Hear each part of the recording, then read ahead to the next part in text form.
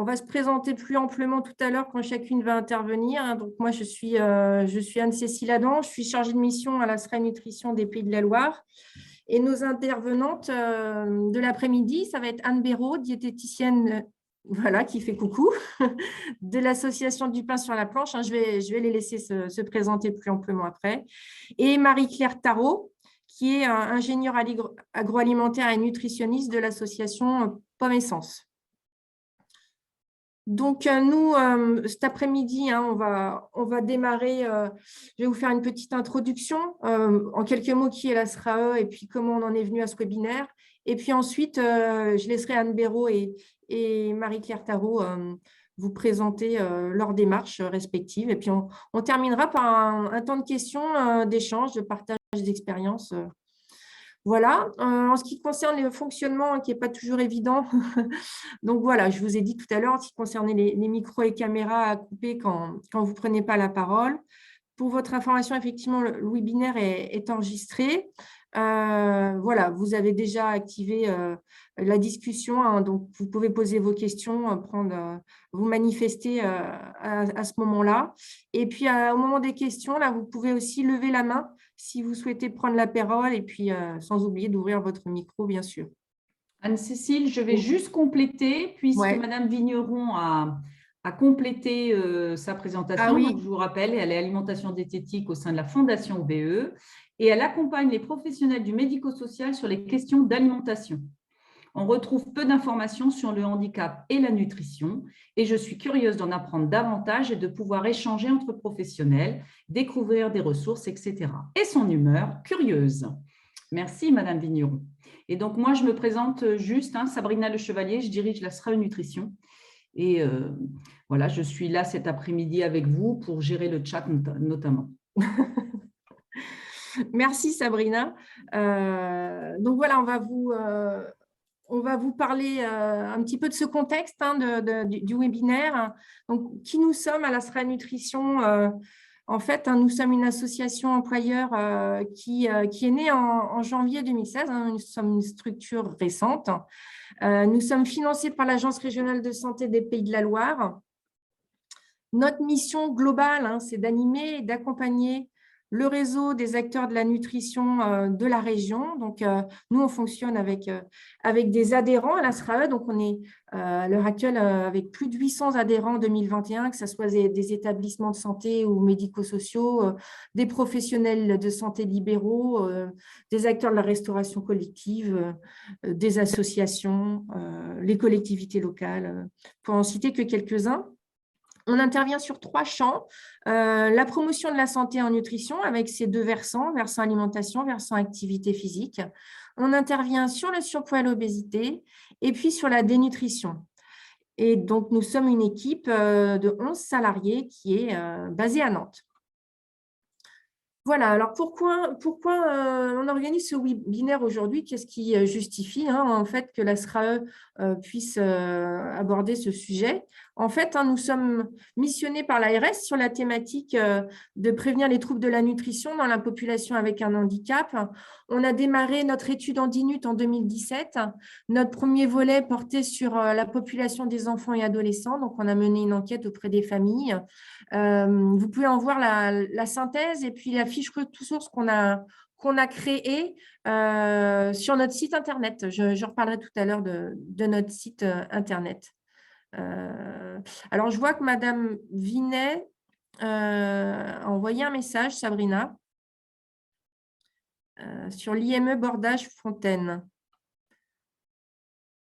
Donc, nous sommes 6 professionnels présents dans la salle et c'est Muriel Vinet qui prendra la parole. Donc, on a des nouveaux venus au niveau de notre webinaire. Donc, je poursuis là. Donc, je vous parlais de ce premier volet.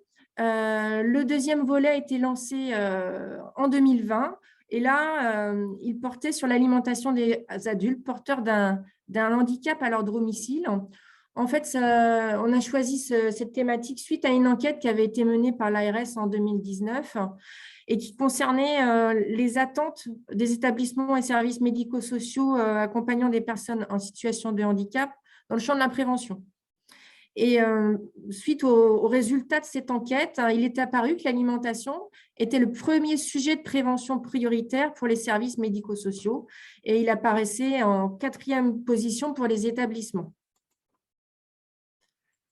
Donc, en quoi consiste voilà, ce 2e volet pour nous? On a mené des entretiens autour de l'alimentation des adultes porteurs d'un handicap à leur domicile. Au niveau de la méthode, hein, on a mené 8 entretiens entre septembre et décembre 2020. L'objectif, c'est de connaître les pratiques, besoins et attentes afin de pouvoir réfléchir à des actions adaptées.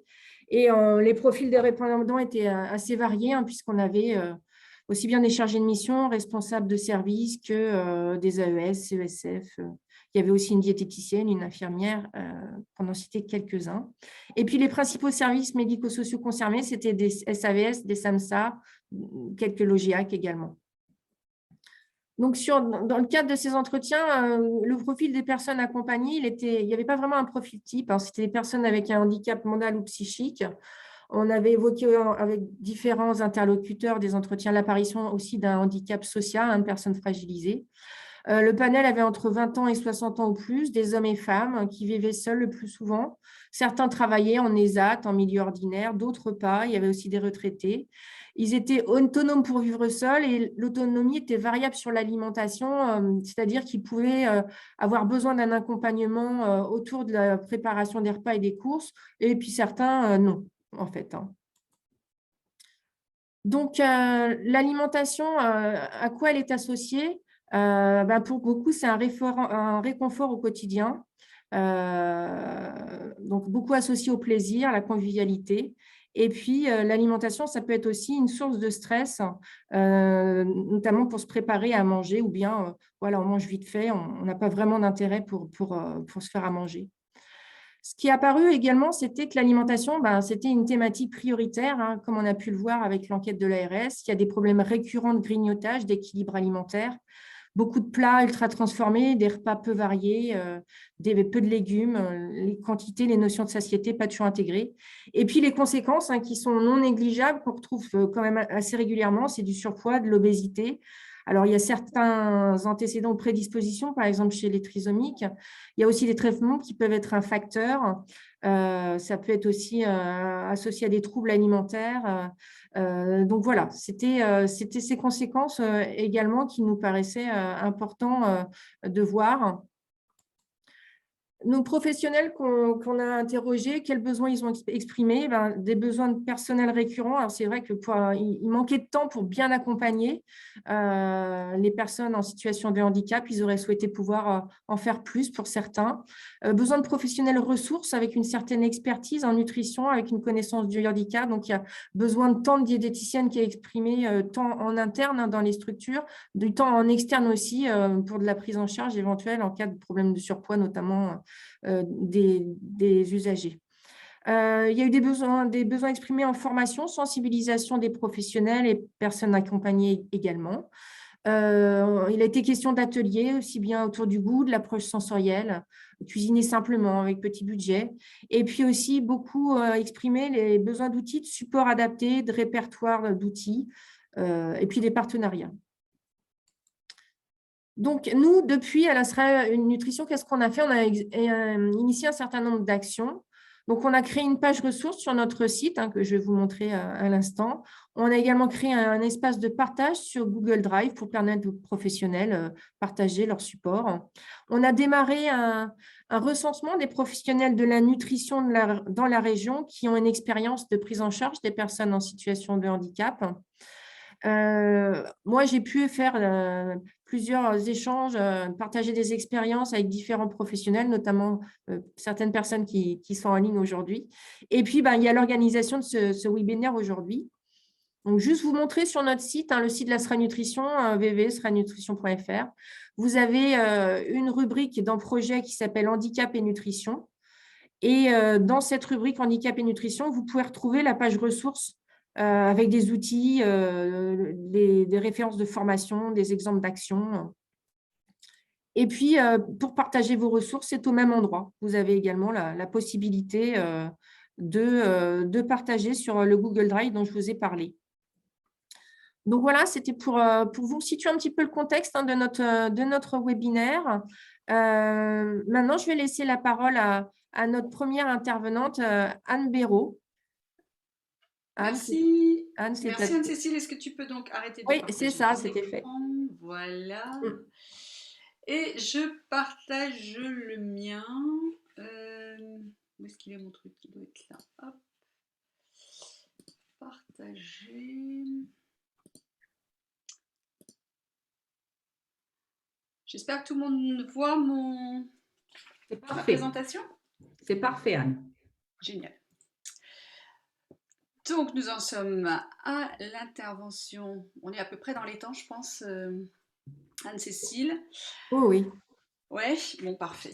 Donc, moi, je m'appelle Anne Béraud, je suis diététicienne et je travaille entre autres, enfin libérale en fait, mais je travaille entre autres pour une association qui s'appelle Du pain sur la planche, que je vais donc vous présenter. Je vous ai mis aussi mon adresse mail au cas où des questions vous viendraient après le webinaire. N'hésitez pas à m'interpeller. Alors, je vais plus vous présenter l'association du pain sur la planche. Qui sommes-nous? En fait, on est une association professionnelle régionale qui couvre l'ensemble des pays de la Loire. Nous intervenons dans le champ de la prévention primaire et dans le champ aussi de la promotion et de l'éducation à la santé en lien avec la nutrition depuis 2008.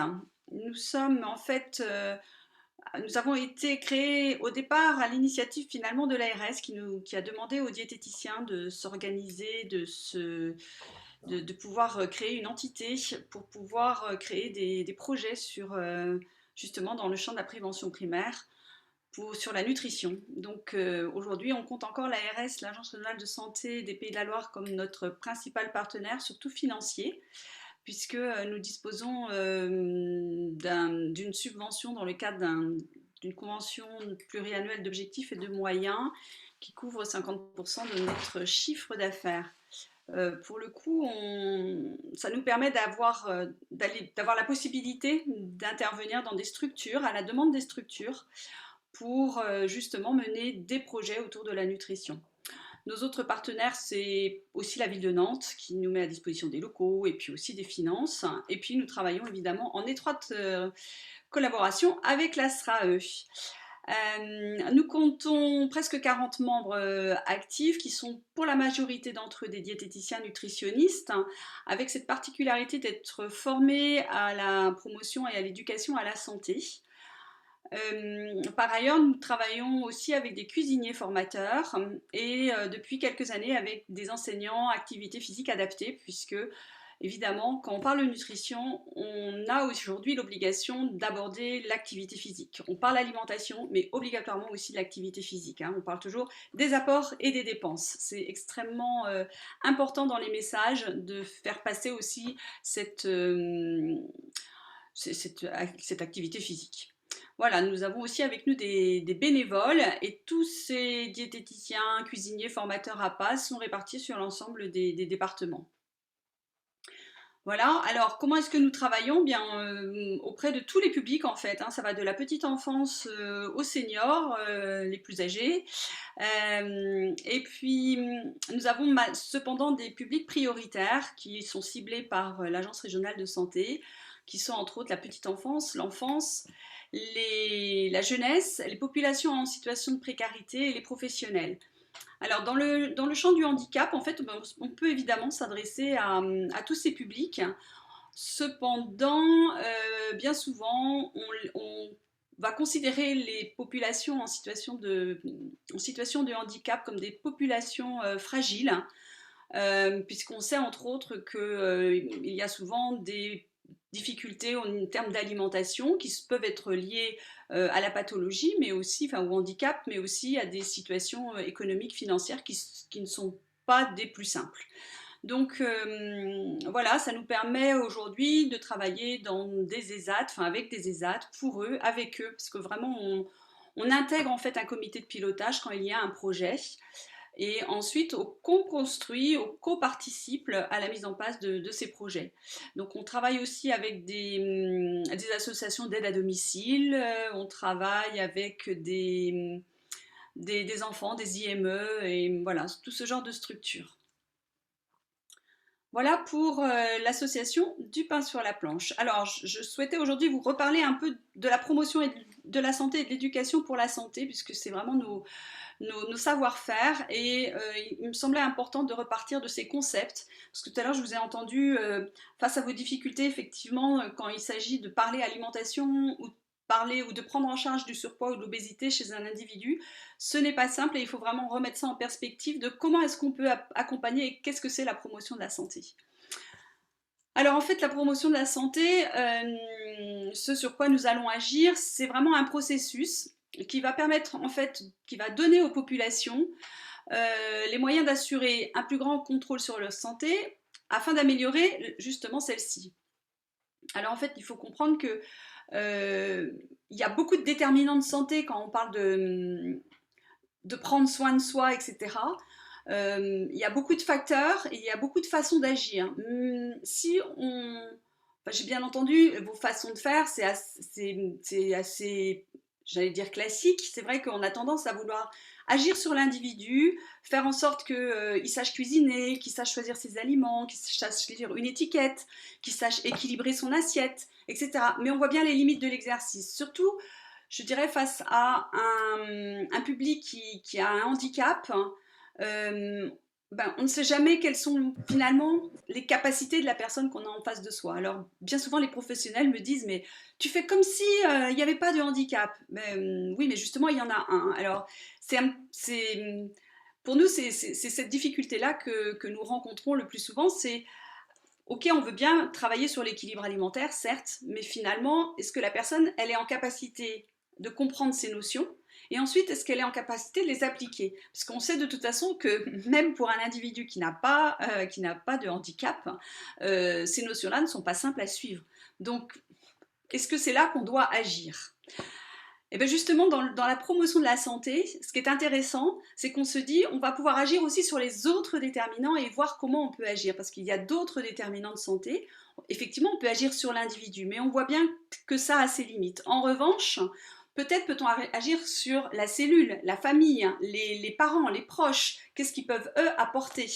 On peut aussi agir sur l'environnement de ces personnes, c'est-à-dire dans leur environnement proche, est-ce qu'il leur est possible d'avoir accès à des légumes, à des fruits frais? Est-ce qu'il leur est possible d'avoir accès à des temps conviviaux avec d'autres personnes pour partager un repas? Est-ce qu'il leur est possible de pratiquer une activité physique régulière dans leur quartier? Quelles sont nos connaissances à ce niveau-là? Et puis aussi, bien évidemment, il y a ensuite des politiques beaucoup plus globales, des politiques de ville, des politiques nationales. Là-dessus, on n'a pas beaucoup de moyens d'agir, encore que. Donc, vous voyez, la promotion de la santé, c'est intéressant parce que finalement, on a 5 stratégies pour pouvoir parvenir à donner donc les moyens d'assurer un plus grand contrôle de leur santé des individus. C'est élaborer des politiques de santé qui favorisent la santé. Ça, je vous disais, à notre niveau, c'est vrai qu'on n'a pas beaucoup d'action, enfin de pouvoir. Ensuite, on peut assurer des milieux favorables pour la santé. Et ça, je pense que là, on a plus de moyens d'agir. Parce qu'on va pouvoir peut-être accompagner à ce niveau-là.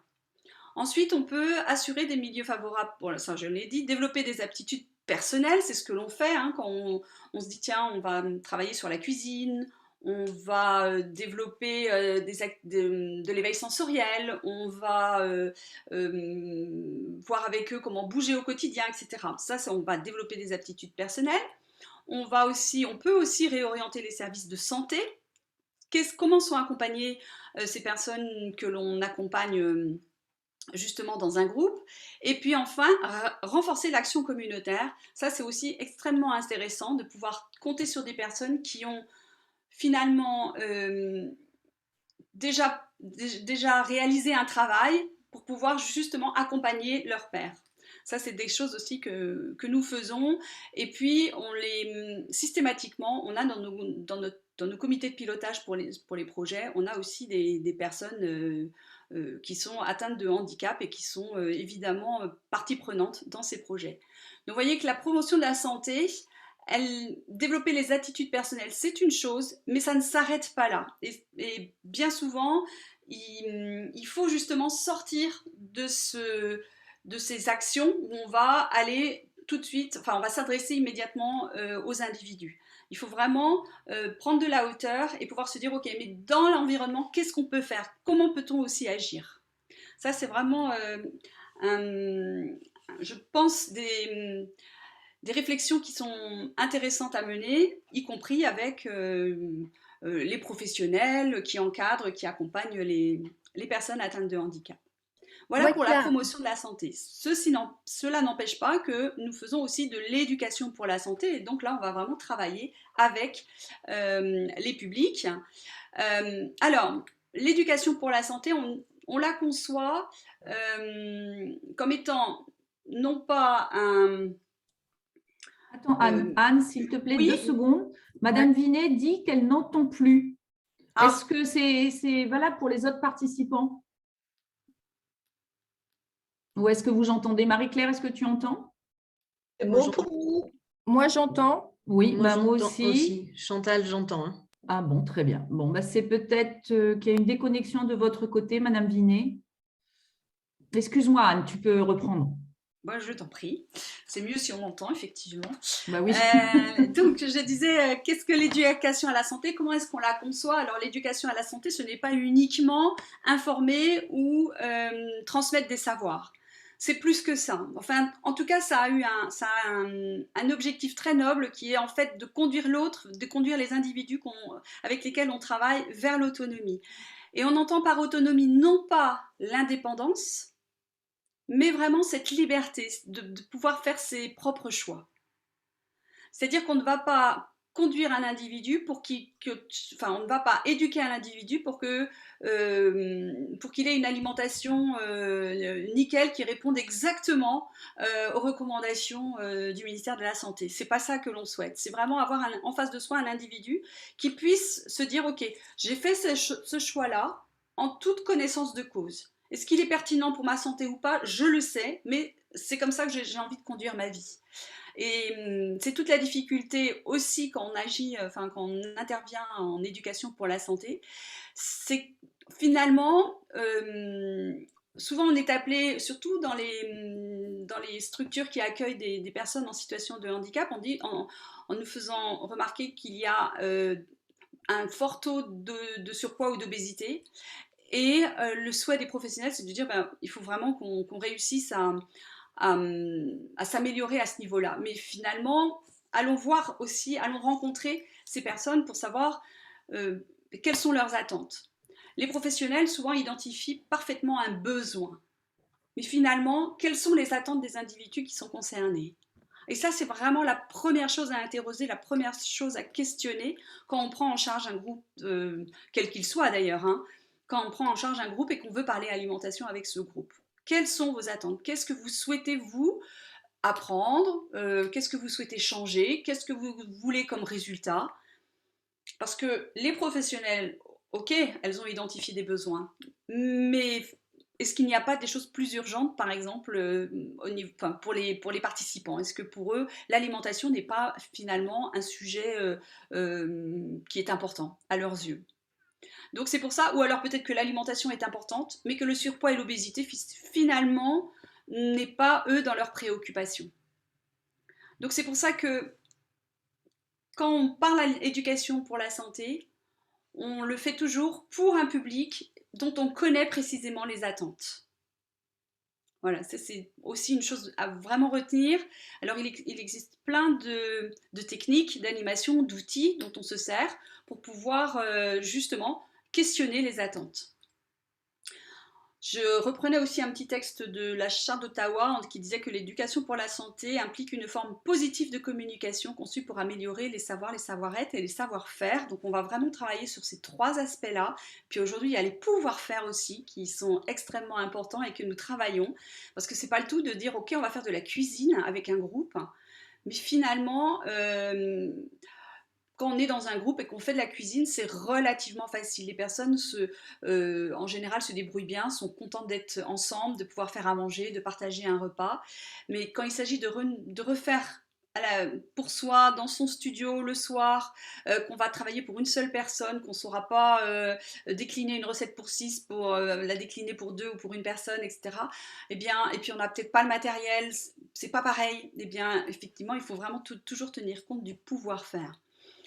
Donc voilà, quand on parle d'éducation pour la santé, il est vraiment important d'avoir toutes ces notions, de dire que on a identifié des besoins, mais interrogeons les attentes du public, et que ce public, notre objectif, ce n'est pas de le conduire vers ce que nous souhaitons, mais c'est vraiment de faire en sorte que ce public, il ait envie de prendre part, de s'impliquer et de faire ses propres choix à la lumière de ce qu'il sait. Voilà pour l'éducation pour la santé. Qu'est-ce que j'ai encore noté par rapport à vos présentations? Oui, il est vrai aussi que quand on parle justement éducation pour la santé et qu'on parle d'une prise en charge d'un groupe de personnes en situation de handicap, avec souvent, je le disais, des problématiques de surpoids ou d'obésité, on va avoir tendance à vouloir travailler sur le contenu de l'assiette, la lecture d'étiquettes, etc. Parfois aussi, effectivement, sur l'éveil sensoriel dont nous parlera Marie-Claire tout à l'heure, qui est une très bonne chose. C'est un outil extrêmement puissant pour pouvoir élargir son répertoire alimentaire, prendre du plaisir à manger, à découvrir de nouveaux aliments. N'oublions pas aussi l'aspect social. Le repas est un acte social et on sait aujourd'hui que le regard de l'autre a un impact sur la régulation de ce que nous mangeons. Je pense qu'il est vraiment intéressant d'interroger les personnes que nous accompagnons sur comment se passent les repas. Est-ce qu'ils mangent seuls? Est-ce qu'ils mangent à plusieurs? Et justement, quand on parle d'environnement, comment faire pour éviter que ces personnes ne mangent trop souvent seules? Je ne dis pas qu'il faille à tout prix tout le temps manger en groupe, mais on le sait, le groupe va d'une certaine façon réguler nos prises alimentaires. Eh bien, pourquoi pas réfléchir aussi sur, ok, comment est-ce qu'on pourrait rendre un environnement plus favorable pour faire de ce repas un acte social. Ça, ce sont vraiment des clés et des pistes que nous travaillons avec les professionnels et qui souvent nous donnent d'assez bons résultats. Alors ensuite, comment procédons-nous quand il s'agit de monter un projet? Eh bien, nous utilisons tout bêtement, j'allais dire, la méthodologie de projet et avec une étape qui est essentielle pour nous et sur lequel nous passons du temps, c'est d'analyser la situation et de poser un diagnostic afin ensuite de définir des objectifs qui soient très clairs. Alors, l'analyse de la situation, c'est vraiment de se dire, mais en fait, pourquoi est-ce qu'on veut agir et quelle est la problématique qui aujourd'hui nous fait nous réunir? Qu'est-ce qui se passe pour qu'on ait envie d'agir, pour qu'on veuille faire quelque chose? C'est quoi les priorités de cette action? Qu'est-ce que l'on a déjà fait? Interrogeons-nous déjà sur ce qui se fait, quel est l'environnement, quelles sont les connaissances aussi des participants. Donc il faut vraiment se poser toutes ces questions et c'est aussi à ce niveau-là qu'on va se dire quelles sont les capacités du public que nous avons en face de nous. Ce sont des petits-enfants, ce sont des adultes en situation de handicap, etc. À chaque fois, on a un public qui finalement est différent et qui a des capacités, des connaissances, une culture aussi différente. Donc parler alimentation, ça implique de s'interroger, vraiment de connaître son public. À partir de là, on va pouvoir définir des objectifs. À partir de ces objectifs, eh bien, on établira un plan opérationnel avec des stratégies. Quelles sont les stratégies que nous allons mettre en place? Et donc, dans ces stratégies, il y a justement, eh bien oui, travaillons plutôt au niveau de l'environnement du temps du repas. Travaillons plutôt sur les personnes qui accompagnent ces participants, enfin ces personnes en situation de handicap. On va peut-être plutôt aller travailler avec ces personnes-là. Donc, il y a plusieurs stratégies qui sont possibles et donc on va interroger chaque stratégie, est-ce que c'est la bonne par rapport aux objectifs que nous nous sommes posés. Ensuite, on va programmer l'action et la réaliser et puis on va l'évaluer. Ça, c'est aussi une étape qui est extrêmement importante pour savoir si ça fonctionne ou pas par rapport aux objectifs que nous avons définis. Je me Ensuite, on permets valorise et on diffuse, on communique autour de cette action parce que quand on a fait quelque chose qui fonctionne, eh bien, on est content et en plus, on a envie que d'autres s'emparent de cette action pour pouvoir la reproduire. Donc, il est important de valoriser et de diffuser nos actions. Donc, vous voyez que je vous entendais parler tout à l'heure, ouais, j'ai envie d'une boîte à outils, j'ai envie d'avoir des trucs, etc. Il faut d'abord s'interroger sur finalement, qu'est-ce que nous voulons? On en était là. Donc là, est-ce que c'est mieux là comme ça? De toute Bof. façon, les diaporamas vous seront envoyés peut-être. Oui, bien sûr. Oui, il n'y a pas de problème. D'accord. Ok. Après, tu redis peut-être juste les titres par bulle. Voilà, Ok. par couleur. Donc, première étape toujours dans une méthodologie de projet, c'est vraiment d'analyser la situation, de ce qu'on appelle poser un diagnostic, de poser une problématique. Généralement, notre projet, le projet, il doit permettre de résoudre cette problématique. On doit pouvoir le résumer en une phrase. De cette problématique, on va se dire, OK, quels sont les objectifs que nous voulons? Là, ça peut être, on va avoir des objectifs qui vont pouvoir être mesurables. Donc, on part d'une situation, on a mesuré certains avec des indicateurs et on va pouvoir donc voir si on évolue favorablement par rapport aux indicateurs que nous sommes fixés et aux objectifs. Ensuite, on va établir un plan opérationnel et choisir des stratégies. Je vais vous donner cet exemple pas plus tard qu'hier dans un ESAT. On travaillait sur les choix. Dans l'ESAT, il y a un restaurant d'entreprise et il y a des choix. Et on se disait, il faut faut permettre aux travailleurs de faire des bons choix. Mais on s'aperçoit que c'est extrêmement difficile. Donc on se dit, la personne le gérant du restaurant était là aussi, et on lui dit, est-ce qu'il serait possible de diminuer le nombre de choix, et puis peut-être d'avoir des choix plus dirigés, etc. Et ensuite on dit, on va plutôt travailler avec les accompagnateurs du temps du repas pour expliquer pourquoi il est important de prendre une entrée, etc. Donc finalement, vous voyez que la personne en situation de handicap, elle va certainement prendre part à ce projet parce qu'on va faire aussi de la sensorialité avec eux pour leur permettre d'ouvrir leur répertoire alimentaire. Mais vous voyez qu'on a plusieurs stratégies là qui vont se mettre en place pour répondre au même objectif. Ensuite, on programme l'action et on la réalise évidemment. Donc les ateliers en soi, c'est toute petite partie d'un projet. Ensuite, on évalue tout au long en fait du projet. Et puis, on valorise et on communique sur le projet. Donc en fait, c'est vrai que monter un projet en éducation à la santé, ce sera ma conclusion, c'est extrêmement exigeant en termes de temps, en termes d'organisation, de programmation et de réflexion. Mais en fait, souvent, c'est chronophage et on nous dit oh là là mais ça va faire beaucoup de réunions, mais si on veut réussir à avoir des résultats, si on veut réellement agir et être efficace, c'est indispensable. Mais quand on programme aussi, quand on fait un projet même événementiel, qu'on doit monter ne serait-ce que une fête, etc., on passe beaucoup de temps à la préparer, beaucoup de temps à y penser pour finalement une fête qui dure que quelques heures. Et il faut le prendre comme une fête. Et monter un programme d'éducation à la santé, il faut considérer que c'est comme une fête, ça dure quelques heures, mais si c'est extrêmement bien préparé, c'est une vraie réussite. Voilà. Alors, je ne sais pas s'il y aura une petite pause après, mais... Merci Anne. Je vous propose qu'on poursuive avec l'intervention de Marie-Claire Tarot, puisque là, effectivement, je pense que ça va, c'était pas trop lourd comme présentation. On peut passer directement à Marie-Claire maintenant. Je te laisse partager ton écran, Marie-Claire, pour ta présentation.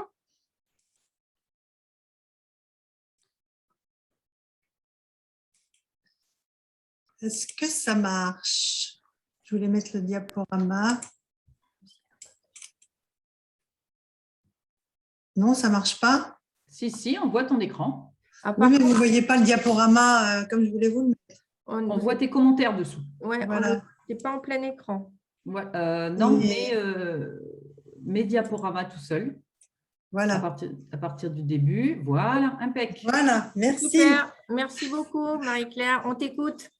Donc, Marie-Claire Tarot, moi, je suis salariée de l'association Pomme Essence. Pomme, ça veut dire promouvoir, optimiser, matérialiser et motiver l'éveil des sens.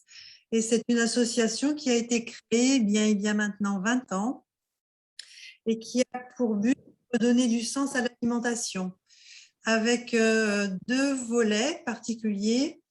un volet qui est beaucoup plus axé sur l'éducation à la santé, un petit peu comme ce dont vous a parlé Anne avec du pain sur la planche, et un volet qui est beaucoup plus axé sur l'approche sensorielle de l'alimentation. Alors, l'approche sensorielle de l'alimentation, il y a 20 ans, c'était un peu une surprise pour les différents partenaires avec lesquels nous travaillons. On peut dire aujourd'hui qu'après 20 ans et peut-être en 2021, c'est beaucoup plus parlant pour tous les acteurs de la promotion de la santé et de l'éducation à la santé. Donc, ce que l'on peut préciser, c'est que cette approche sensorielle de l'alimentation, elle a vraiment pour vocation à intégrer les différents piliers de l'alimentation, mais à se focaliser sur une approche qui est beaucoup plus liée aux perceptions et aux informations qui sont fournies par nos sens. Donc, il me semblait important dans un premier temps peut-être de resituer l'alimentation sur un point de vue plus global, puisqu'on parle on a beaucoup parlé ces dernières années d'éducation à la santé avec ce volet beaucoup plus axé sur la diététique. Et nous sommes des êtres complexes et avec ces 3 piliers, on intègre beaucoup plus facilement les 3 dimensions de l'acte alimentaire. Et donc, important d'intégrer que nous mangeons pour vivre.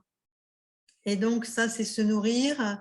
Comme disent les petits-enfants, si on ne meurt pas, on va mourir.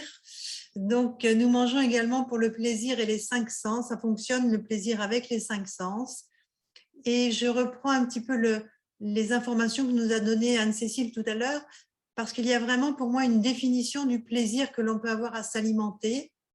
Je pense que Anne-Cécile, quand elle parlait du plaisir tout à l'heure que l'on peut avoir, on peut parler à ce moment-là plutôt de plaisir primaire. Quand on est dans les 3 piliers de l'alimentation, on est plus dans une notion de plaisir qui est plaisir éduqué. Donc voilà, c'est un petit peu la distinction qu'on pourrait mettre en place. Donc, on mange pour vivre, on mange pour le plaisir et on mange pour le partage. La notion de manger ensemble est en France très, très importante, c'est la convivialité. Juste un petit rappel, mais qui nous concerne tous. À 12h30 en France, 50% des Français sont à table. Donc, on a beau dire par rapport à nos voisins, quelles que soient nos conditions, notre rythme de vie est quand même très axé aussi sur cette convivialité, ce rythme.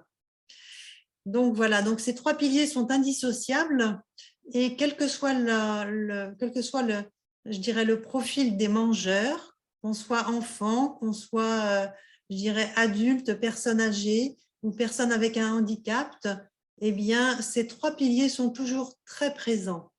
Mais peut-être certains piliers sont plus actifs que d'autres. Et je pense que quand on intervient sur l'alimentation, c'est important d'intégrer ces 3 dimensions. En plus, vous avez donc dessous là, le lien avec la définition de la santé de l'OMS qui reprend bien, je dirais, ces trois volets. Nous mangeons, la définition de la santé, c'est un bien-être social, moral et physique que l'on peut retrouver avec ces dimensions et ces 3 piliers. Alors moi, je vais essayer pendant ces quelques minutes de vous parler de cette notion de plaisir et d'approche sensorielle. Donc, si vous avez des questions tout à l'heure, ce sera l'occasion peut-être d'approfondir quelques thématiques. En 20 ans, nous avons beaucoup travaillé avec différents publics, que ce soit les personnes âgées, que ce soit des enfants, que ce soit des assistantes maternelles, que ce soit des diététiciennes, des médecins. Je dirais cette approche de l'alimentation et de la sensorialité, elle concerne tout le monde et tous les mangeurs, on pourrait dire. Donc, petite définition sur ce que c'est que le plaisir. On parle souvent du plaisir de manger sans trop détailler et sans trop comprendre si le plaisir est lié à la qualité de l'aliment ou si le plaisir est lié à notre capacité à percevoir ces sensations. Donc déjà, première chose, le plaisir de manger, il est activé par nos 5 sens et en fonction de notre être et en fonction de notre éducation, en fonction de notre sensibilité, eh bien pour certaines personnes, ce sera peut-être plus le toucher, pour d'autres la vue, l'ouïe, l'odorat ou le goût, mais de toute façon, les sens sont très actifs. Vous avez ici, donc ce n'est pas une dégustation de vin, mais plutôt une dégustation de confiture, faite il y a quelques années avec des personnes âgées, des personnes handicapées. Et c'est vrai que c'était en même temps un concours de confiture, mais c'était pour bien montrer, je dirais que la notion de dégustation, eh bien, elle va nous emmener, je dirais, dans une approche de l'alimentation qui est beaucoup plus complexe, c'est-à-dire on ne mange plus pour ingérer des protéines, des lipides, etc., mais on est aussi sur une approche liée à une dimension plus vaste. Alors, l'approche sensorielle, on peut dire, est simplifiée parce que c'est quand même important que je vous donne quelques éléments pour mieux comprendre ce que c'est. Donc, l'approche sensorielle, c'est, je dirais, dans la pratique et surtout avec les plus jeunes, le levier de l'apprentissage alimentaire. Pourquoi? Tout simplement parce qu'un enfant, et peut-être aussi certains adultes, ne mangeront jamais un aliment parce qu'il est bon pour la santé. Ils mangeront un aliment parce qu'il y a du plaisir à consommer cet aliment. Et donc, c'est important de faire le lien également avec nos capacités à vivre et à être. Il faut savoir que nous venons au monde tous, quels que soient les humains, en tant que mammifères, je dirais, nous venons au monde en aimant deux choses de façon innée. Nous aimons le sucré et le liquide. Tout le reste, eh bien, il faudra que quelqu'un nous l'apprenne. Parce qu'à la base, nous n'aimons pas ni la texture différente, une texture différente, ni des saveurs et des arômes plus complexes. Donc, l'approche sensorielle de l'alimentation, ça rentre dans le champ de l'éducation à l'alimentation, comme on a parlé Anne tout à l'heure. Sa particularité, c'est qu'elle va solliciter nos 5 sens, aussi bien dans la perception que dans les émotions. Et pour rentrer un peu plus dans ce qu'est et comment ça se met en place, eh bien, on peut dire que l'approche sensorielle, elle utilise la pédagogie du goût. Voilà. Donc, elle utilise la pédagogie du goût et on peut dire, je dirais de prime abord, qu'on va être amené à certains moments à avoir du plaisir aussi bien dans la préparation. On va avoir du plaisir également dans ces capacités à percevoir que nous avons, mais faut-il être en mesure de mobiliser ces capacités, être attentif, prendre son temps, regarder, mastiquer. Et c'est pour le commun des mortels parfois des choses difficiles à mettre en place. Parce que parfois, et surtout dans notre plus jeune âge, on a rarement appris à mettre de mots sur nos sensations et on a plutôt appris à finir notre assiette et à nous remplir. Cette notion donc d'approche sensorielle, elle nécessite de revoir un petit peu notre posture quant à l'alimentation et quant à l'acte alimentaire. Donc, pour aller encore un peu plus loin dans qu'est-ce que l'acte alimentaire dans ce cadre-là, eh bien, on pourrait investir un peu plus le champ de la dégustation. Ça voudrait dire que quand on mange, on ne fait pas que se remplir, mais on va utiliser cette notion de plaisir à manger. Et le plaisir, il est axé sous 2 angles. Il y a d'abord, si l'on parle de goût, le goût de l'aliment. Ça voudrait donc dire que, eh bien, pour avoir des sensations de plaisir, il faut à la base avoir un aliment de qualité sur le plan organoleptique. On pourrait orienter cette définition en disant que sans doute les aliments auront plus de goût s'ils sont de saison, s'ils sont de proximité, s'ils sont bien conservés, s'ils sont bien produits. Et à ce moment-là, on pourrait dire que l'aliment va avoir quelque chose à nous raconter. Donc, c'est déjà s'intéresser aux aliments.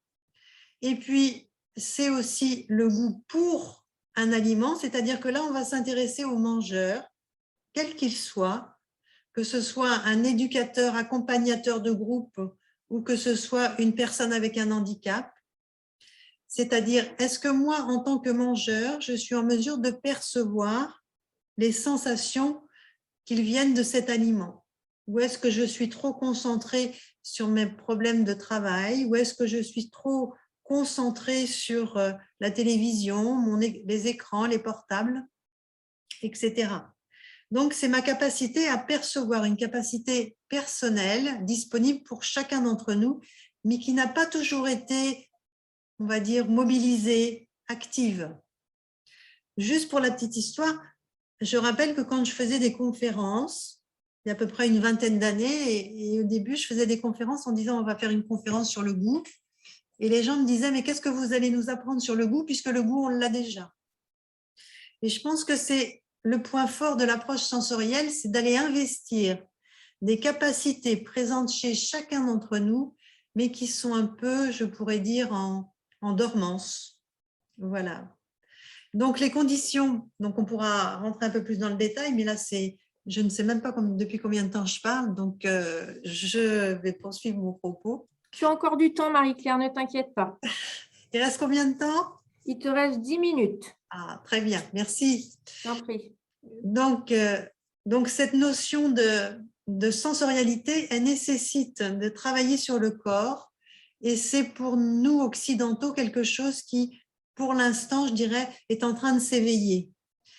Nous sommes des êtres souvent très cérébraux et donc cette approche de la sensorialité, elle est pour moi très adaptée au public de la petite enfance, au public des personnes qui encadrent et aussi au public, je pense, qui ont un handicap.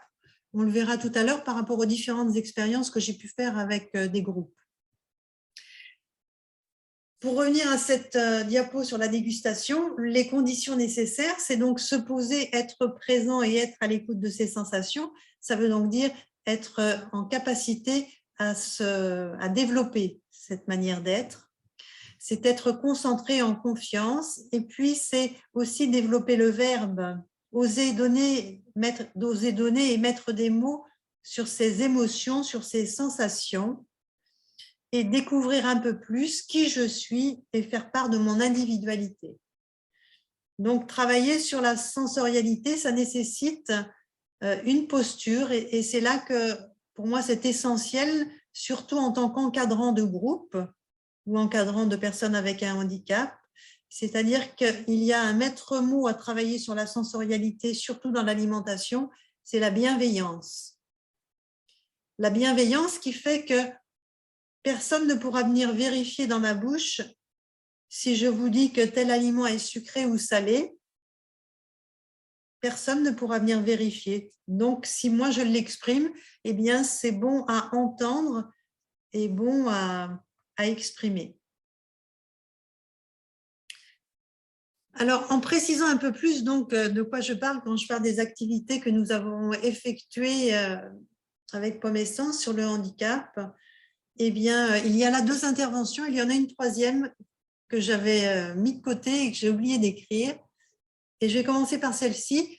Il y a quelques années, nous avons été sollicités par un IME qui voulait faire des interventions auprès des enfants, mais avec cette idée que la sensorialité puisse aussi permettre à des groupes, là c'était des enfants plutôt autistes, si mes souvenirs sont bons, que des séquences sur la sensorialité autour du repas ou autour d'activités sur le goût puissent permettre à des enfants d'être plus dans une activité pour se poser. Donc, dans cet exemple-là qui me vient, l'objectif, c'était de mettre un programme de séance à peu près d'une durée d'1 heure et demie.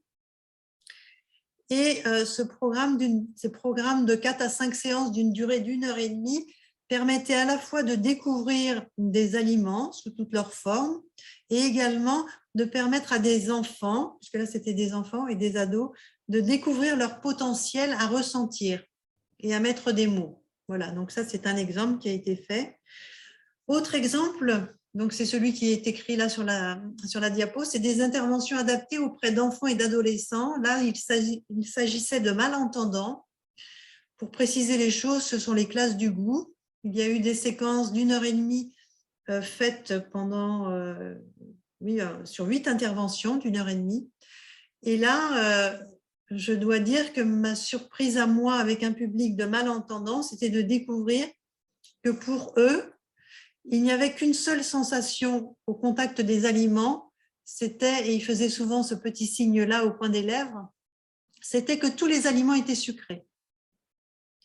Et c'est quand on a travaillé sur la sensorialité, quand on a commencé à mettre des mots sur le citron, des mots sur les sensations et les boissons découvertes, dégustées, etc., que les enfants malentendants ont ouvert, je dirais, cet espace et ont pu nommer et entrer dans un champ de l'alimentation beaucoup plus vaste que ce qu'il n'était auparavant. Je veux dire par là que ça m'a même surpris, c'est-à-dire que si ce champ n'est pas investi sur le plan de la sensorialité, et là donc avec des malentendants c'était le cas, eh bien on peut rester, je dirais, avec des compétences qui sont non stimulées, non conscientisées, et donc on peut rester, je dirais, toute sa vie à l'écart de sensations et de sensations qui peuvent déboucher sur du plaisir. Alors, c'est le cas pour les malentendants quand je le cite ici, mais c'est également le cas pour nous-mêmes adultes, on va dire, sans handicap classique, on va dire adultes normés, on va utiliser un mot qui est un peu pas très beau, mais j'ai fait une dégustation de pommes il n'y a pas très longtemps avec, en visioconférence, un peu comme on le fait là. Et il y a un jeune homme qui s'est exprimé, un jeune homme qui encadre des enfants et qui dit, en fait, quand on fait une dégustation, il y a un seul sens qui n'est pas utilisé, c'est l'ouïe. Je n'ai même pas eu le temps de lui répondre. Quelqu'un lui a dit, mais quand même, quand on croque une pomme, l'ouïe, c'est important. Et ce monsieur qui avait 35 ans, eh bien, venait de découvrir qu'en croquant une pomme, s'il n'y a pas le bruit attendu, eh bien, on peut être déçu. Donc, c'est pour dire que toute la vie, on a capacité à découvrir encore un peu plus de qualité de nos capacités à percevoir. Voilà, donc je vais un peu plus vite sur la suite. Donc, nous avons aussi travaillé sur un programme de formation de personnel qui encadre les adultes à l'animation d'ateliers. En fait, le programme ici, c'était un programme pour donner envie. En fait, il y avait donc le personnel d'une structure qui, en fait, ne savait plus trop comment faire, je dirais, pour stimuler, pour donner envie à des personnes, oui, des personnes handicapées qui étaient dans une structure et qui vivaient dans cette structure. Donc, leur donner des repères et leur montrer qu'il y avait peut-être une autre façon de s'alimenter. L'objectif à ce moment-là, pour eux, c'était de s'approprier, je parle des personnes qui encadraient ce groupe, c'était de s'approprier l'approche sensorielle de l'alimentation pour avoir un discours et une approche sur l'alimentation qui soit beaucoup plus globale. Voilà. Donc, je continue juste. Ma batterie est faible, mais on va peut-être y arriver quand même. Donc, je continue un peu. Donc, quand on parle de saveurs, on parle de saveurs sucrées, umami, salées, acides et amères. Il faut savoir que quand on n'a pas appris à découvrir les autres saveurs, en général, on augmente les doses en sucre. Et à ce moment-là, on est sur une alimentation qui est très sucrée et qui souvent, je dirais, va camoufler les autres saveurs. L'intérêt de la sensorialité, c'est d'intégrer cela et de comprendre pourquoi est-ce que je mange sucré et quelles sont les incidences. Bon, là, c'est juste un tableau sur les fruits et les légumes de saison parce que ça me semblait important de parler et de dire que quand on est sur la sensorialité, on doit aussi être sur les fruits et des fruits et légumes qui ont des choses à raconter, comme on l'a dit tout à l'heure. Donc voilà, ça complète un petit peu le volet et tout ce que je voulais vous dire. Et puis, il y a aussi, je dirais, il y a donc les coordonnées de Pomme Essence. Voilà, vous avez le mail, le site. Et puis, si vous avez des questions, eh bien, il y aura possibilité d'y répondre. Voilà pour moi, je vous remercie. Merci beaucoup, Marie-Claire, pour cette intervention. Merci également à Anne Béraud. Voilà, je vous propose qu'on passe à un temps de questions. N'hésitez surtout pas, que ce soit pour Anne ou pour Marie-Claire. Vous avez certainement des impressions, en tout cas, sur ce qui vient d'être dit. Peut-être. Excuse-moi, Anne-Cécile, oui. Je vais changer d'ordinateur. D'accord, ok. Écoutez, posez plutôt les questions à Anne pour le moment. Le temps que Marie-Claire change d'ordinateur, peut-être avoir vos impressions sur ces deux interventions. Est-ce que ça vous fait écho, ça vous parle par rapport à vos propres structures, à vos propres vécus professionnels? Est-ce que vous souhaitez effectivement poser des questions plus spécifiques les unes les autres? La parole vous est ouverte. On a le temps pour échanger entre nous et n'hésitez pas à nous partager vos expériences également. Et pour celles qui ne peuvent pas prendre la parole parce que, par exemple, leur PC ne le permet pas, n'hésitez pas à le faire par écrit et je relayerai. Oui, tout à fait. Merci beaucoup, Sabrina, de le préciser. Si vous voulez prendre la parole, vous pouvez lever votre main et puis réactiver votre micro pour qu'on puisse répondre à vos questions. Donc voilà, sur la première question qui est la plus difficile. Est-ce que quelqu'un veut se lancer? Ah oui, Alors, il y a une main qui s'est levée. la main du côté de Christelle Blanc. Oui, c'était pour revenir sur la pyramide des saveurs, de la revoir, et je ne connaissais pas le terme d'unami. Ah, Umami ou unami, voilà. umami, M-A-M-I. D'accord, Ça Alors, veut dire délicieux en japonais.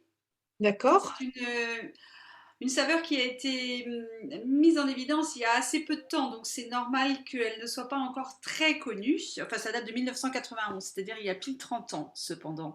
Donc, on n'en entend pas encore tellement parler parce que, en effet, elle ne nous semble pas très présente dans notre alimentation. C'est pas un hasard, ce sont les Japonais qui l'ont mise en évidence. Enfin, elle a été mise en évidence par des Français, mais réellement démontrée comme étant une saveur essentielle par les Japonais.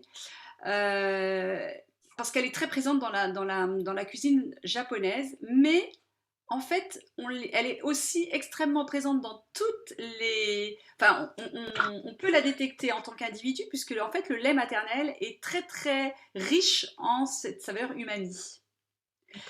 Pour vous la décrire, elle est assez difficile à décrire parce qu'évidemment, comme on ne la connaît pas, on n'a pas cette culture de l'umami.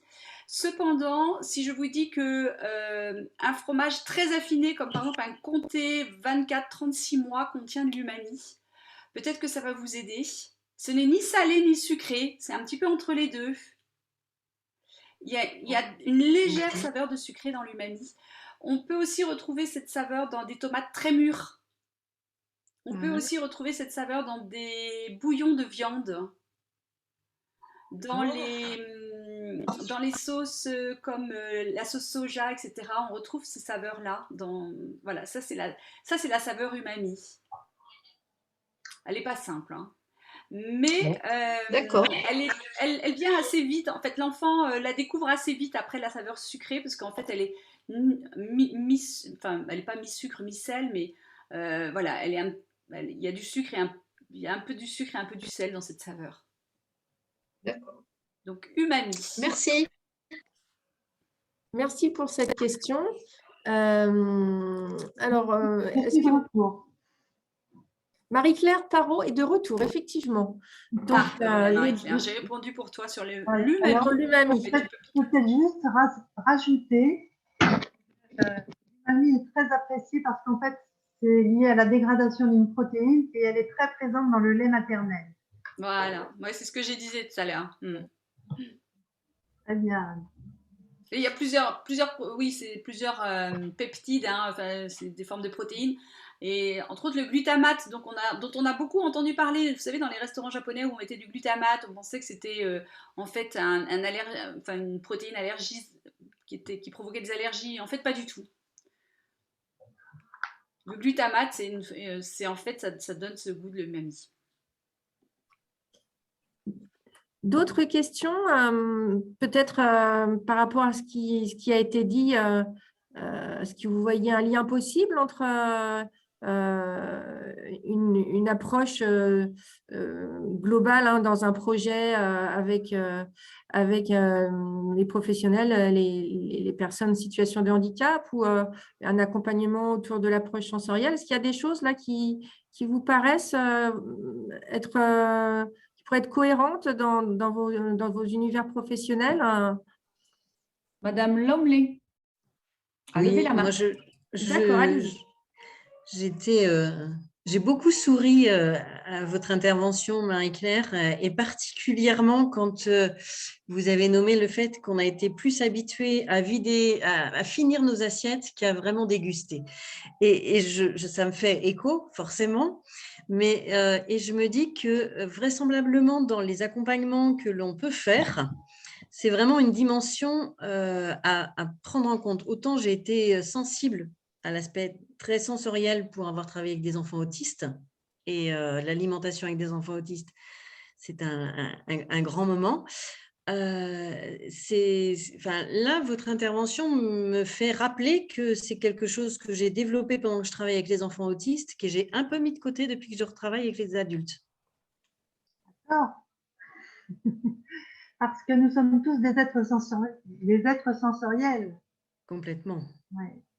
Et donc, pour moi, il y a vraiment, surtout si vous l'avez travaillé avec des autistes, vraiment, vous avez une expérience qui doit être, je dirais, peut-être regardée avec un peu de recul. Et puis, mais il y a certainement des éléments que vous avez vécus et qui sont là et qui ne demandent qu'à être réutilisés avec un autre public.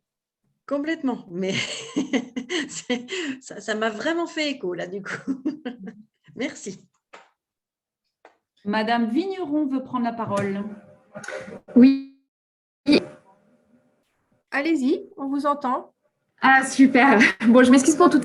Il y avait un très gros décalage, en fait, au moins 1 minute, ça, c'est sûr. Mais tant mieux si ça marche maintenant. Merci beaucoup pour vos 2 interventions qui étaient passionnantes. Et moi, je voulais juste partager, peut-être en écho à l'approche sensorielle, peut-être une expérience que j'ai pu avoir avec des jeunes en situation de handicap qui avaient du mal à canaliser leurs apports alimentaires. Et en fait, j'ai été formée à l'approche psychosensorielle du gros. Je ne sais pas si vous connaissez. Et notre dégustation sensorielle, et que j'ai essayé d'expérimenter avec des personnes en situation de handicap, donc une jeune adulte Asperger et puis un jeune adulte avec déficience intellectuelle. Et j'y allais vraiment à tâtonnement parce que j'avais pas trop de retours sur ce public-là. Et en fait, ça a été hyper intéressant pour un jeune avec déficience, ce jeune avec déficience intellectuelle qui adorait le fromage et qui n'arrivait pas du tout à se contrôler sur l'apport en fromage. On a fait une dégustation sensorielle de comté et c'était hyper intéressant de voir que sur un morceau qui faisait même pas la taille ni l'épaisseur d'un doigt, il a pu manger 3 bouchées et en fait après il était complètement à saturation parce qu'il avait profité pleinement avec tous ses sens de ce morceau de fromage. Et voilà, c'était peut-être plus un partage en lien avec ce qui avait été partagé sur l'approche sensorielle, de voir que c'est hyper intéressant. J'ai pas eu l'occasion de le développer plus que ça. Mais en fait, oui, ils ont les capacités aussi à leur niveau de pouvoir percevoir, et c'est hyper intéressant de leur faire expérimenter, de leur faire se rendre compte qu'ils peuvent aussi arriver en fait à explorer ça et profiter d'un aliment sans avoir besoin d'en manger 1 kilo, quoi. Tout à fait. Je confirme. Merci. Votre intérêt. Merci Mélodie. Vous intervenez de différentes façons au sein de la Fondation OV. Vous intervenez aussi auprès des professionnels, n'est-ce pas? Oui, c'est ça. Ça peut être dans l'accompagnement des projets d'éducation nutritionnelle ou dans le cadre des formations. D'accord. Et vous êtes sollicité souvent par ces professionnels parce que la Fondation OV, c'est sur toute la France, donc vous devez avoir… Oui. Oui, c'est assez variable en fait, mais oui, j'accompagne pas mal. On a une centaine de structures et puis je dois en accompagner, je pense, une vingtaine par an. D'accord. Et c'est sur des journées d'accompagnement des professionnels, des ateliers, ça se présente sous quelle forme? Ça peut prendre vraiment des formes différentes. Donc soit on organise des formations qui s'adressent à l'ensemble des professionnels et donc c'est sur des journées précises. Soit c'est eux qui me sollicitent et ensemble, du coup, on va se coordonner pour monter un projet spécifique à l'établissement. Il y a un groupe de personnes. On a vraiment ces 2 approches, en fait. D'accord. Et sur vos montages de projets, leurs besoins, ça tourne autour de l'éducation nutritionnelle. Ça peut être des ateliers autour du goût, des choses comme ça? Alors, le goût, c'est souvent très peu demandé. C'est plutôt moi qui vais l'amener. Mais sinon, c'est souvent plus des demandes au niveau de l'équilibre alimentaire, sur l'alimentation équilibrée, l'autonomie aussi pour les personnes qui vivent en studio, mais qui sont quand même accompagnées par des éducateurs. Et donc, du coup, j'essaye d'amener petit à petit cette notion de goût parce que moi aussi, je découvre à mon niveau. Mais en tout cas, pour les fois où on a pu l'expérimenter, c'était très intéressant. D'accord. Écoutez, merci Mélodie cette intervention. Est-ce que d'autres personnes ont des questions? Anne Sauret, vous êtes diététicienne. Comment vous avez perçu ces différentes démarches? Bon, vous êtes avec un profil de handicap lourd, il me le semble, si je me souviens bien. Oui, en effet, handicap lourd, que ce soit en pédiatrie ou chez l'adulte. Après, j'ai effectivement bien aimé les deux interventions, mais je pense que la deuxième m'a un petit peu plus parlé, dans la mesure où ça donne des pistes effectivement de travail supplémentaires, on va dire, pour approfondir des choses que je peux faire déjà en consultation, alors pas avec tous les profils de handicap, mais en tout cas avec certains.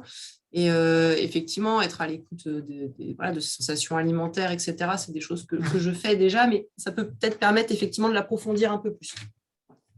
Vous avez eu l'occasion de suivre des formations sur cette thématique dans le cadre de votre expérience professionnelle? Alors non, par contre, effectivement, la formation du gros, j'ai une collègue qui m'en a beaucoup parlé. C'est vrai que j'ambitionne potentiellement de la faire, si c'est possible, dans l'avenir, parce que c'est vrai que ça me parle vraiment. Donc, à voir. Très bien, merci. Alors, Mélodie, est-ce que vous relevez la main ou est-ce que vous ne l'avez pas baissée? Non, excusez-moi, c'est que je ne l'ai pas baissé. Non, ok. Pour les autres personnes, quelles pourraient être vos réactions? Madame Lomley, vous avez levé la main. Oui, je reste avec une question encore importante sur la façon dont on peut intervenir. Je pense particulièrement à... j'ai 2 ou 3 personnes dans la situation, donc personnes qui vivent à leur domicile, une personne qui vit en couple et les autres personnes vivent seules, sur comment réussir à leur faire prendre conscience de l'importance d'un prendre soin de soi et dont l'alimentation peut faire partie. Et je me retrouve très vite confrontée à des limites intellectuelles, mais pas que. Sans doute que la façon dont j'aborde les choses n'est pas suffisamment parlante ou je ne sais pas quoi. Mais en tout cas, j'ai souvent en face de moi une porte fermée avec des personnes qui sont quand même en capacité de pouvoir se faire à manger, aller faire leurs courses, respecter à peu près les saisons, parce que c'est des gens qui sont proches de la terre, qui ont cette notion-là.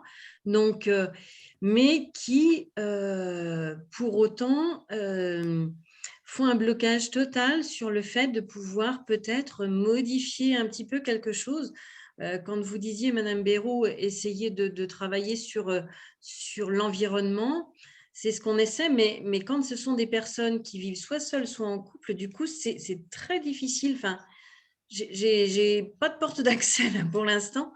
Et on a eu beau essayer, on a un peu envisagé l'idée de faire quelque chose qui soit sur un atelier collectif.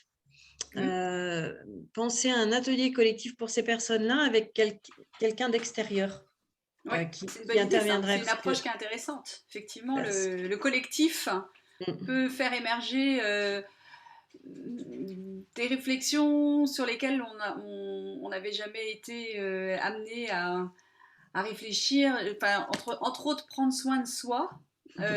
C'est quoi prendre soin de soi? C'est quoi être en bonne santé? S'interroger là-dessus dans un groupe sans... Ce que je disais tout à l'heure, hein, c'est même pas de l'apport de connaissances, c'est juste de la réflexion. Être ensemble et se dire, mais c'est quoi pour toi être en bonne santé? Tiens. Et c'est quoi là? Et pour le coup, être en bonne santé, est-ce que ça relève pas aussi de mes compétences, de mon quotidien, de comment est-ce que je peux prendre soin de moi au quotidien? Et le fait de...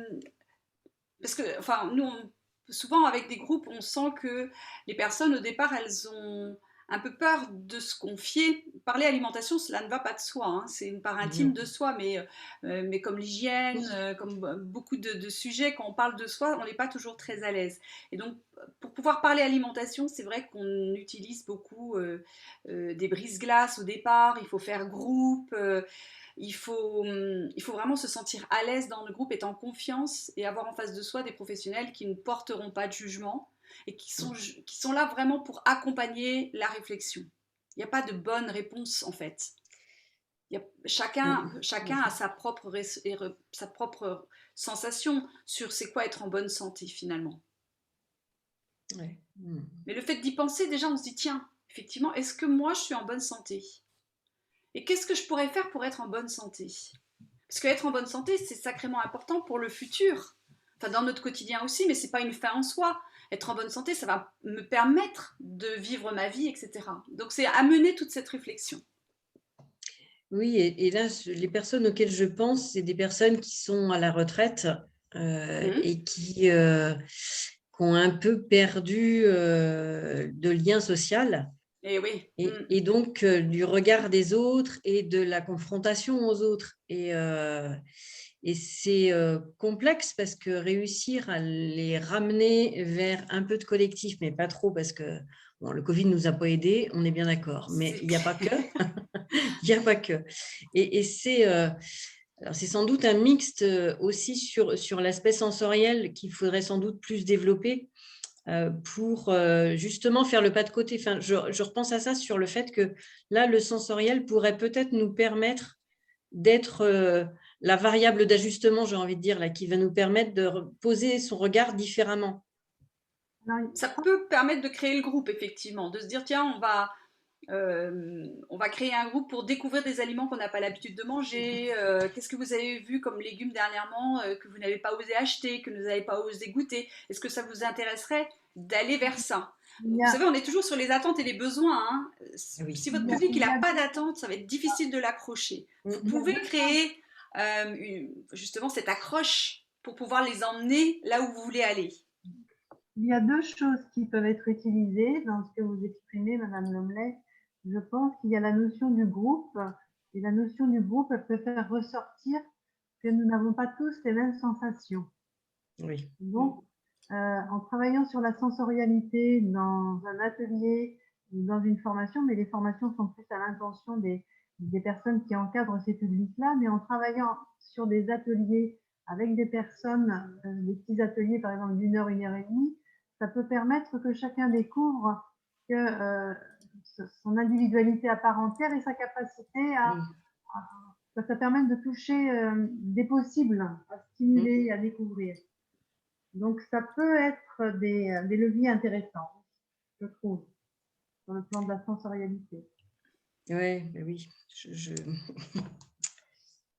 je sens bien ça aussi. Nous avons un retour de Madame Leroux que je vous transmets. Je me permets de vous transmettre mon retour. J'ai pu participer en partie et je retiens entre autres la notion de dimension sensorielle comme une approche qui peut s'ancrer dans la perspective de travailler l'accompagnement pour éviter la dénutrition et travailler la notion de plaisir pour des personnes accompagnées femmes. Je vous remercie pour la qualité de vos interventions. Barbara Leroux, chef de service en famille et foyer de vie. Merci à vous, Barbara. Oui, merci, merci Barbara pour ce retour. Est-ce que d'autres parmi vous souhaiteraient faire part de leur ressenti suite à ces interventions? Le dernier mot peut-être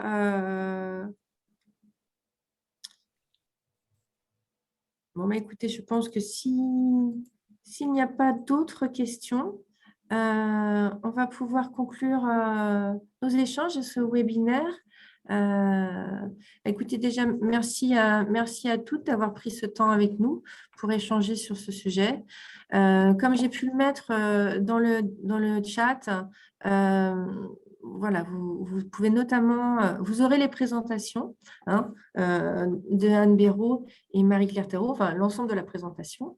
Vous pouvez aller sur le site de l'Astrea Nutrition, notamment dans la partie handicap et nutrition, où vous avez les différents supports, informations dont je vous ai parlé tout à l'heure.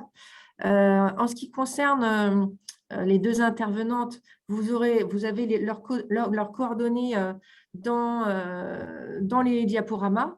Donc, n'hésitez pas à revenir vers elles si vous êtes intéressé pour aller plus loin au sein de vos structures. Voilà, vous avez pu voir qu'elles avaient l'expérience auprès du public en situation de handicap. Et puis, donc, je vois que quelqu'un nous remercie pour nos interventions, c'est gentil. Donc, voilà, est-ce que Sabrina, le mot de la fin, Anne ou Marie-Claire, si vous avez quelque chose à dire pour conclure? Moi, je peux juste dire qu'on est déjà habitués à travailler ensemble, que ce soit Anne avec des pains sur la planche, l'Astrae, Pomme Essence. Donc, je trouve que c'est aussi une façon aussi de dynamiser, je dirais, pour ce public, des actions possibles, voilà, des projets.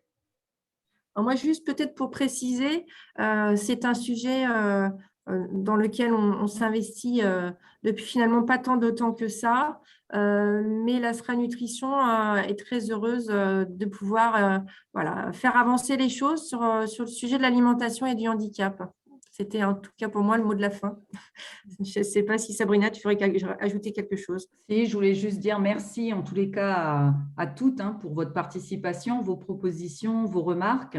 On reste vraiment à votre disposition suite à ce webinaire. Si vous avez des questions, comme vous a dit Anne-Cécile, n'hésitez surtout pas à nous les poser par mail. Et si vous avez des questionnements aussi par rapport aux interventions de Marie-Claire, Anne, comme a dit Anne-Cécile, vous avez leurs coordonnées. Vous pouvez aussi passer par nous si vous avez des idées et des besoins suite à ces interventions. C'est surtout à froid qu'on se questionne par rapport à ce qu'on a entendu. N'hésitez en tous les cas pas, revenez vers nous et on essaiera de répondre au mieux et de faire en sorte de vous faciliter la pratique en tous les cas.